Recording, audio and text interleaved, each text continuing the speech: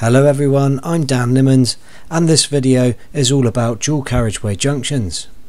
This sign shows we are heading towards a dual carriageway represented by two parallel blocks. We will be heading towards Taunton, which means we will need to emerge to the right onto the dual carriageway. I want to identify the junction at the earliest opportunity so I know where I'll have to give way. The signs, road markings and islands with a bollard on play a key role here.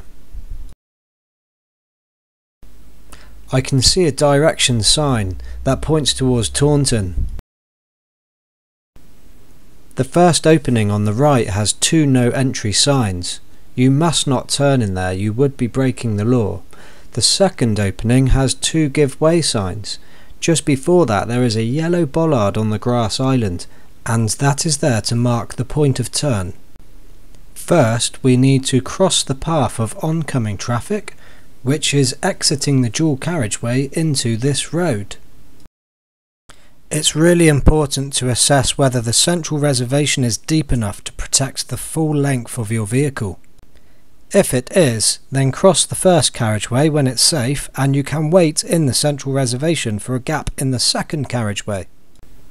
At this moment it is clear in both directions and there is no need for me to wait in the central reservation.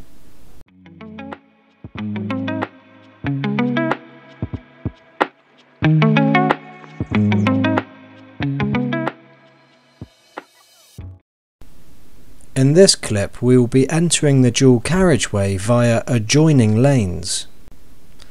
The information sign here shows that the left lane continues with no need to merge into the dual carriageway.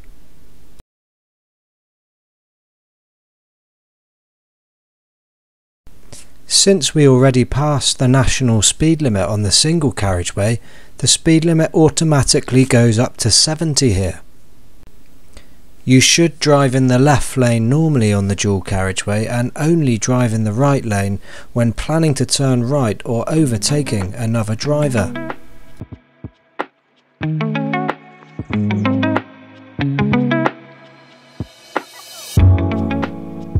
This time we are entering via adjoining lanes using the right lane. There's the adjoining lane sign. Unfortunately the distance is covered by the bushes. I can see a direction sign with a junction layout on it. I need to be careful here for traffic crossing the road.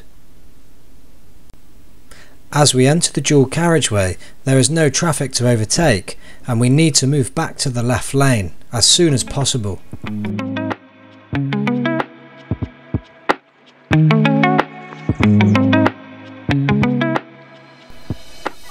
A bit further along the road, I am planning to exit the dual carriageway on the right side. Therefore, I need to take up the right lane in good time, depending on the traffic conditions. The busier the traffic, the earlier I might need to take up the lane. Trying to keep an eye out for signs and road markings that might be a clue about where this turn is. This direction sign is rather confusing, but from what I can tell it shows a left bend going to Bridgewater with a right turn on the bend. That's where we'll be heading.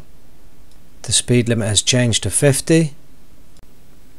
Now it's time to pick up the filter lane on the right and be ready to give way at the end of the filter lane to oncoming traffic that's coming down the dual carriageway. It looks clear, and on this occasion I can continue without stopping. Going to re-enter the dual carriageway, emerging to the right. Looking at the size of the central reservation, it's big enough to fit the length of my vehicle. However, looking right and left, I don't need to stop in the middle and I can do it in one move.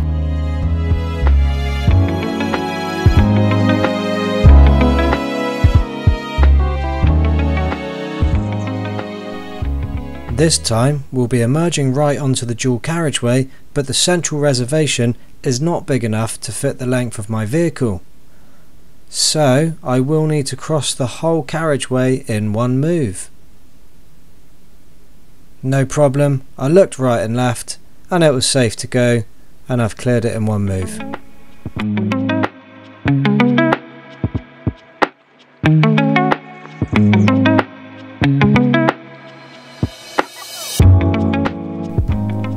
Now we will exit the dual carriageway to the left at a very easy angle, giving us a nice amount of space to decelerate down to the T-junction.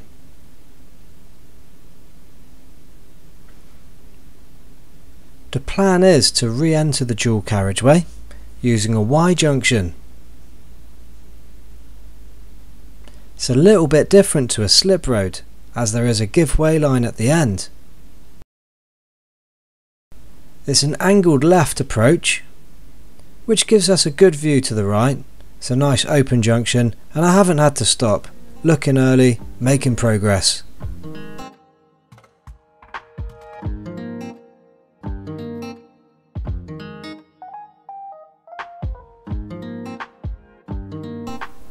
Let's take a look at a dual carriageway slip road. It's sometimes referred to as an acceleration lane because it's used for increasing speed to match the speed of the traffic on the dual carriageway. At the earliest opportunity, you should assess the speed of the traffic on the dual carriageway.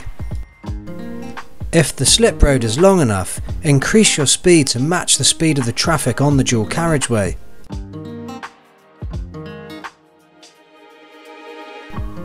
Use your mirrors to assess the spaces and a right signal to show your intention to join.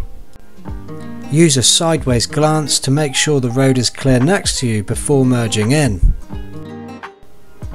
If there is a vehicle next to you when you want to merge, drop behind it and then match its speed again. Congratulations on joining the dual carriageway using a slip road.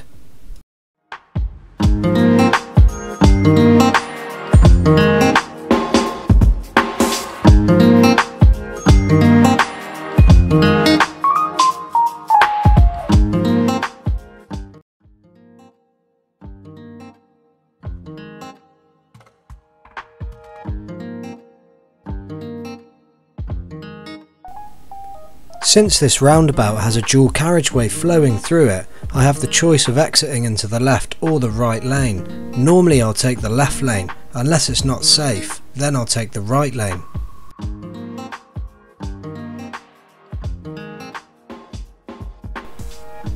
I will exit the dual carriageway using the slip road on the left, sometimes referred to as a deceleration lane.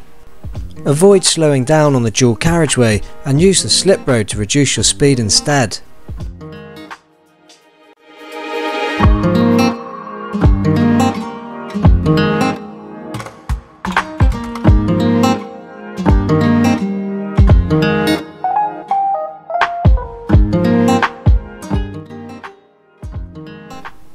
Here's another slip road.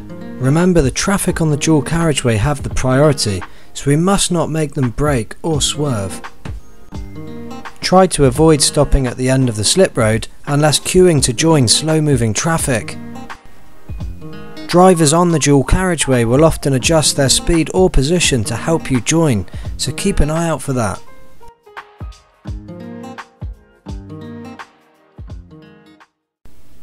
We are going to follow the dual carriageway to Yeovil. The road number is A358. The direction sign shows a crossroad and Yeovil is straight ahead.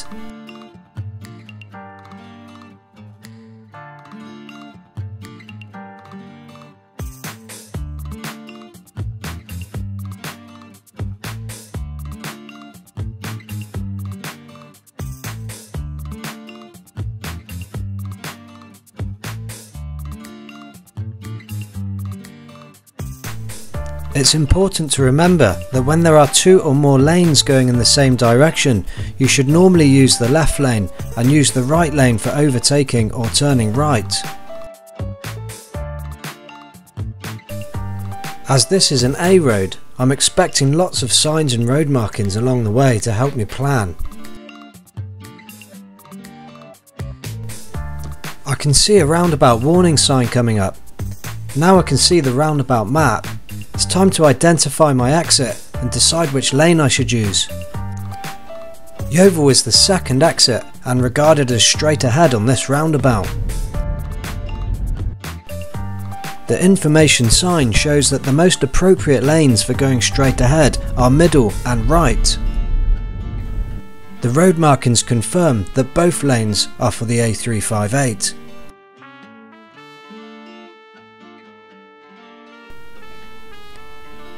Now it's time to look and decide if it's safe to go.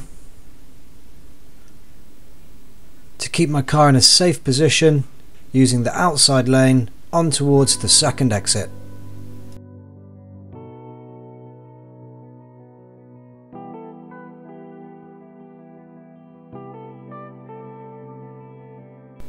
I can see the edge of a primary route sign. It's a roundabout map. The sign shows Yeovil as the second exit, road number A358E. The first exit is the motorway, and that little block just after the first exit is a slip road entry point.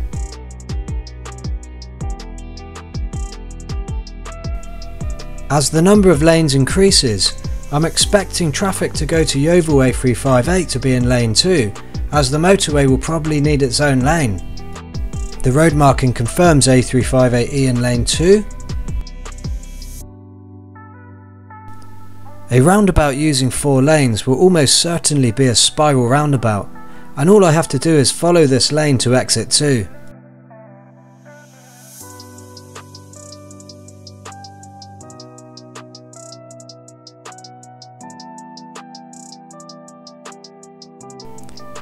Here they use shortened lane dividers to help you identify your lane. That's the first exit to the motorway, so stay on the roundabout.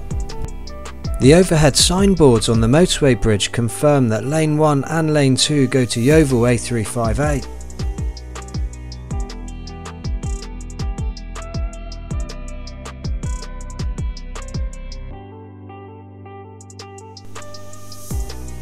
We are about to pass the slip road entry point. The second exit is just beyond that.